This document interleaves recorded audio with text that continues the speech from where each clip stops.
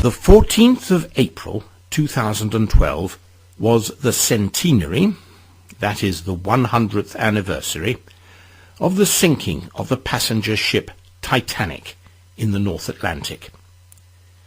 This podcast is about Titanic. I hope it will help you to learn some new words and expressions about ships and the sea, and also that you will learn about unsinkable words. Don't know what unsinkable words are?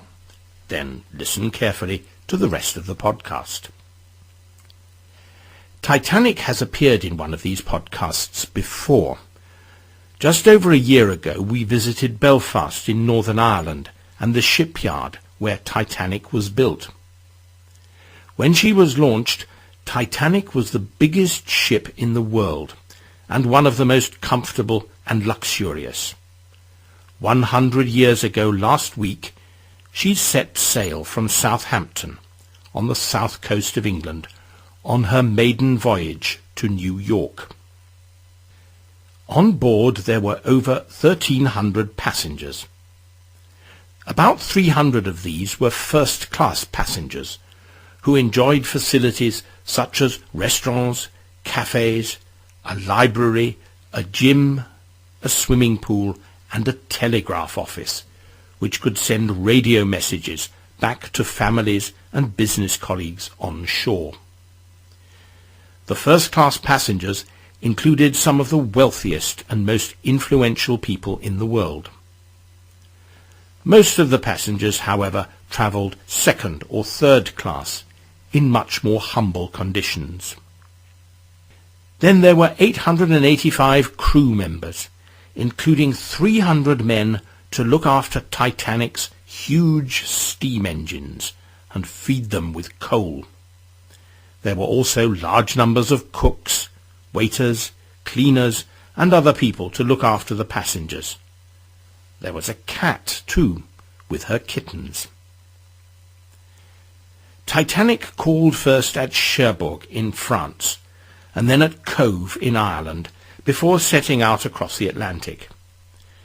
Then, shortly before midnight, on the 14th of April 1912, when she was 600 kilometres south of Newfoundland in Canada, she struck an iceberg.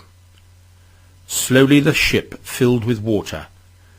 The crew launched the ship's lifeboats, but there were not sufficient places in them for everyone. Over 1,500 of the passengers and crew died in the freezing waters of the Atlantic. Only 710 were saved. The sinking of the Titanic shocked and horrified people in both Britain and America. They were shocked that there were not enough lifeboats.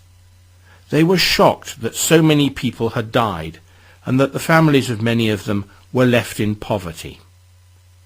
Nowhere was the shock greater than in Southampton, where many of the crew had lived. It is said that every street in the city had at least one family who had lost someone in the disaster. Also, people in Europe and the United States 100 years ago believed in technology and progress. They thought that modern technology and engineering could do almost anything. They were shocked to learn that nature could so easily destroy the biggest and most advanced ship in the world. The story of Titanic still fascinates people today. The wreck of Titanic was rediscovered on the bed of the Atlantic in 1985, and many items, such as crockery and bits of luggage, were brought to the surface and exhibited for people to see. There have been countless books and films about Titanic's first and last voyage, and theories about what really happened and who was to blame for the sinking. In Britain, in the last few weeks, we have had several special television and radio programs to mark the centenary of the disaster, and the film Titanic, starring Leonardo DiCaprio and Kate Winslet, a film which you either love or hate, has been re-released in 3D, so that the iceberg looks even more scary.